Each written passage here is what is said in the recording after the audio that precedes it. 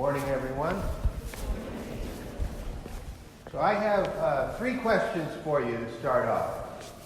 The first question, by a show of hands, how many of you have a favorite movie or TV show that you really like?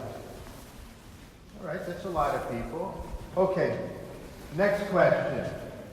How many of you, when you come across a new TV show or a movie that you really like, you like to tell your friends about it? Okay. That's a good number.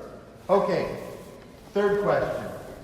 How many of you have friends who like to tell you when they find a new TV show or movie that they really like? All right. So I've learned something here this morning. I'm a lot like you guys. Right? Because I like to do the same thing. When I come across a new TV show or movie that I like, I want to tell my friends about it because I think they'll like it too. And my friends are like you too because when they find a new TV show or movie that they like, they want to tell me, right? Because they think I'll like it. And that's kind of human nature, don't you think? We want to share good things with our friends. And people have been doing that for as long as they could talk with one another, maybe even longer. Now, in the first reading that we heard this morning from the Acts of the Apostles, this guy Philip was doing just that. He went to Samaria to tell everyone about something that's really, really good that he likes a lot. And I'm going to let you in on a little secret. I really like this guy Philip from the Acts of the Apostles for 2 reasons. First, his name, right? My name is Philip. Phil is short for Philip, right? And the second reason is, well, Philip in the Acts of the Apostles was one of the 7 original men who were called forth to be deacons. He is the original Deacon Phil, right? How cool is that? Now, that Deacon Phil was not telling people about movies or TV shows, right? They hadn't been invented yet. He was telling them about something much, much better.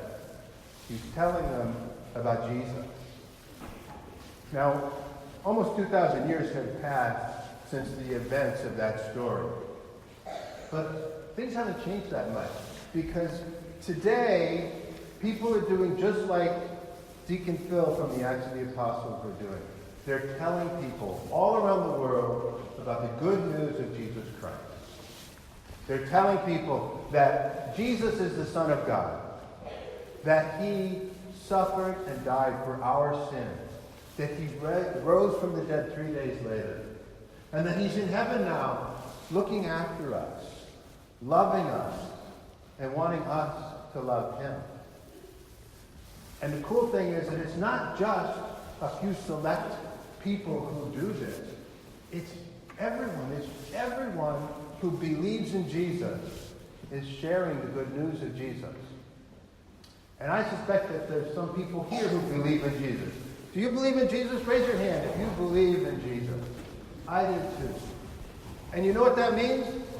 It means that we're called to share the good news of Jesus. And we don't always have to use words to do it. We can use words, but we can share the good news of Jesus just by loving people, by being nice to people.